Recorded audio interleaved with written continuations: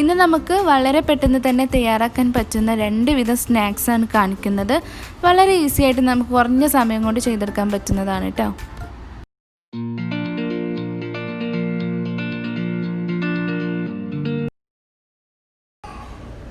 ആദ്യം നമുക്ക് അരിപ്പൊടി വെച്ചിട്ടുള്ള ഒരു റൈസ് ഫ്ലോർ പൊക്കവടയാണ് ഉണ്ടാക്കുന്നത്. അപ്പോൾ അതിന് വേണ്ടിയിട്ട് 1 കപ്പ് അളവിൽ ഞാൻ അരിപ്പൊടി ഒരു ബൗളിലേക്ക് ഇട്ട് കൊടുത്തിട്ടുണ്ട്. 4 ടേബിൾ സ്പൂൺ മൈദയും കൂടെ അതിലേക്ക് ചേർത്ത് കൊടുക്കുന്നുണ്ട് കേട്ടോ. അതൊന്ന് സോഫ്റ്റ് ആവാൻ വേണ്ടിയിട്ടാണ്. പിന്നെ 1 ടീസ്പൂൺ ഇഞ്ചി ചെറുതായി അരിഞ്ഞ് വെച്ചത് ഇട്ട് കൊടുത്തിട്ടുണ്ട്.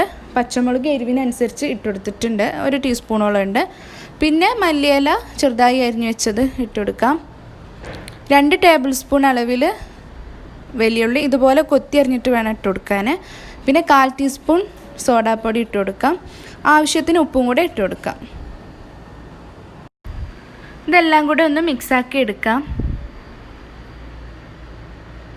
ലാസ്റ്റ് നമ്മൾ ഇതിലേക്ക് 1 ടീസ്പൂൺ വെളുത്ത എള്ള് ചേർത്ത് കൊടുക്കുന്നുണ്ട്. നല്ലൊരു ടേസ്റ്റാണ് കേട്ടോ ഈ ഒരു എള്ളും കൂടെ ഇതിലേക്ക് ചേർത്ത് ഉണ്ടാക്കുമ്പോൾ. ആ ഒരു ടേസ്റ്റ് ഇഷ്ടമുള്ളവർക്ക് അത് ആഡ് ചെയ്യാവുന്നതാണ്. പിന്നെ ആവശ്യത്തിന് വെള്ളം ഒഴിച്ചിട്ട് നമുക്കിതൊന്ന് ഒരു ബാറ്ററാക്കി എടുക്കണം. അധികം ലൂസും ആവരുത്, അധികം തിക്കും ആവരുത്. നമ്മൾ ഈ ഒരു പൊക്കവട അതുപോലെ തന്നെ ബോണ്ടൊക്കെ ഉണ്ടാക്കൂലേ, എന്നാൽ പരുവത്തിൽ വേണം ഇതിൻ്റെ മാവ് ഇരിക്കാൻ. കുറേശ്ശെ വെള്ളം ഒഴിച്ചിട്ട് വേണം ഈ ഒരു മാവ് ഉണ്ടാക്കിയെടുക്കാൻ. അധികം ലൂസായാൽ നമ്മളൊരു പൊക്കവടൻ്റെ രൂപത്തിൽ ചിലപ്പോൾ കിട്ടിക്കൊള്ളുന്നില്ല. അപ്പോൾ അതിന് വേണ്ടിയിട്ടാണ്. നമുക്കിത് പെട്ടെന്ന് തന്നെ ഇനി ഫ്രൈ ചെയ്തെടുക്കാം. അപ്പോൾ ചൂടായ എണ്ണയിലേക്ക് ആദ്യം കുറച്ചിട്ട് നോക്കി നോക്കാം. ഇതിപ്പോൾ നല്ല പോലെ എണ്ണ ചൂടായിട്ടുണ്ട്. ഇനി നമുക്ക് ഒന്നുകിൽ കൈ വെച്ചിട്ട് ഇട്ട് കൊടുക്കാം, അല്ലെങ്കിൽ ഒരു സ്പൂൺ കൊണ്ട് കോരി ഇട്ട് കൊടുക്കാം. അങ്ങനെയും ചെയ്യാം.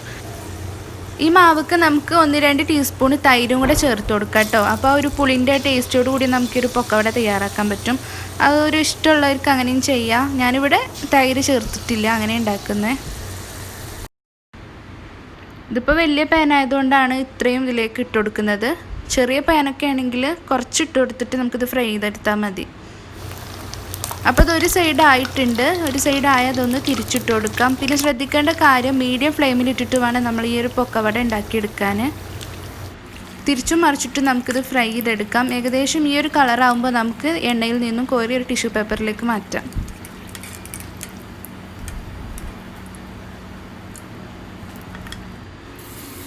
ഇതുപോലെ ബാക്കിയുള്ളതും നമുക്ക് ഉണ്ടാക്കിയെടുക്കണം.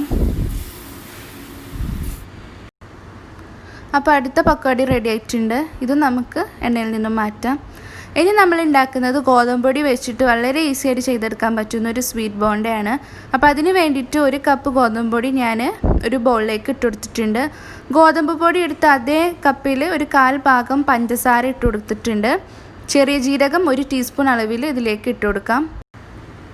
പിന്നെ 3 ടേബിൾ സ്പൂൺ തേങ്ങ ചിരവിയതാണ് കേട്ടോ, അത് ഇട്ട് കൊടുക്കുന്നുണ്ട്. ഇതിപ്പോൾ ഞാൻ ഫ്രീസറിൽ വെച്ചതാണ്, ചിരകി എടുത്ത് ഫ്രീസറിൽ വെച്ചതുകൊണ്ടാണ് ഇതിങ്ങനെ കട്ടായിട്ട് നിൽക്കുന്നത്. പിന്നെ ഒരു നുള്ള് സോഡാപ്പൊടിയും കൂടെ ഇട്ട് കൊടുക്കാം. അതുപോലെ തന്നെ ഒരു നുള്ള് ഉപ്പും കൂടെ ഇട്ട് കൊടുക്കാം. എന്നിട്ടിത് നമുക്കൊന്ന് മിക്സ് ചെയ്തെടുക്കുക.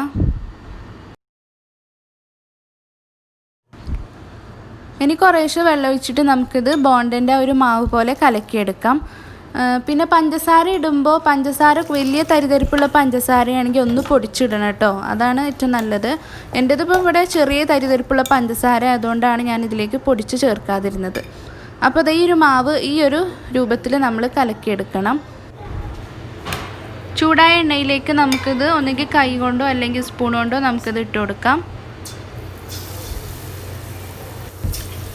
കുറേശ്ശെ ഇട്ട് കൊടുത്തിട്ട് നമുക്കിത് ഫ്രൈ ചെയ്തെടുത്താൽ മതി. പിന്നെ അധികം തേങ്ങ ഇതിലേക്ക് ചേർക്കാതെ നോക്കണം. നമ്മൾ 1 കപ്പിന് 3 ടേബിൾ സ്പൂൺ തേങ്ങയുള്ളി ചേർത്തിട്ട് അധികം തേങ്ങ ഇടുമ്പോൾ നമുക്ക് ഈ ഒരു എണ്ണയിലേക്ക് ഇടുമ്പോൾ ചിലപ്പോൾ പൊട്ടാൻ ചാൻസ് ഉണ്ട്. അപ്പോൾ അളവിൽ കൂടുതൽ എടുക്കാതെ നോക്കുക.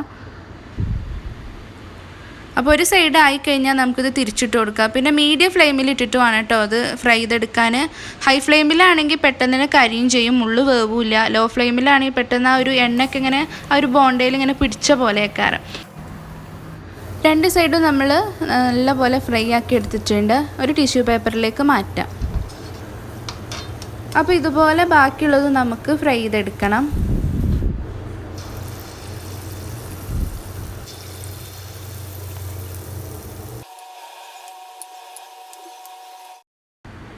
അടുത്തത് റെഡി ആയിട്ടുണ്ട്. ഇത് നമുക്ക് എണ്ണയിൽ നിന്ന് മാറ്റാം. നമ്മൾ ആദ്യം ഉണ്ടാക്കിയിട്ടുള്ള റൈസ് ഫ്ലോർ പൊക്കോടയാണ് കേട്ടോ ഇത്. നല്ല ഭംഗിയിൽ നമുക്കിത് കിട്ടിയിട്ടുണ്ട്. ആ ഒരു എള്ളും കൂടെ ചേർത്തപ്പോൾ നല്ല ഭംഗി, അതുപോലെ തന്നെ കഴിക്കാൻ നല്ല ടേസ്റ്റും ഉണ്ട് കേട്ടോ. നമുക്കിത് കെച്ചപ്പിൻ്റെ കൂടെ കഴിക്കുന്നതാണ് ഏറ്റവും ബെസ്റ്റ്. ഇതിൻ്റെ പുറം നല്ല ക്രിസ്പിയാണ്. പിന്നെ നമ്മൾ ആ ഒരു മൈദ ചേർത്ത കാരണം ഉള്ളിൽ നല്ല സോഫ്റ്റ് തന്നെയാണ് കേട്ടോ. അപ്പോൾ സൂപ്പറായിട്ട് തന്നെ നമുക്കിത് കിട്ടിയിട്ടുണ്ട്. പിന്നെ നമ്മൾ ഉണ്ടാക്കിയിട്ടുള്ള ഗോതമ്പ് പൊടി വെച്ചിട്ടുള്ള ഒരു സ്വീറ്റ് ബോണ്ടയാണ്. ഇതും തന്നെ നല്ല സോഫ്റ്റാണ്. ആ ഒരു തേങ്ങയും കൂടെ ഇതിലേക്ക് ചേർത്ത് കഴിക്കുമ്പോൾ നല്ല ടേസ്റ്റ് തന്നെയാണ് കേട്ടോ. അപ്പോൾ ഇതുപോലെ ഒന്ന് ഉണ്ടാക്കി നോക്കുക. അപ്പോൾ വീഡിയോ ഇഷ്ടപ്പെട്ട് ലൈക്ക് ചെയ്യുക, സബ്സ്ക്രൈബ് ചെയ്യാത്തവർ സബ്സ്ക്രൈബ് ചെയ്യുക.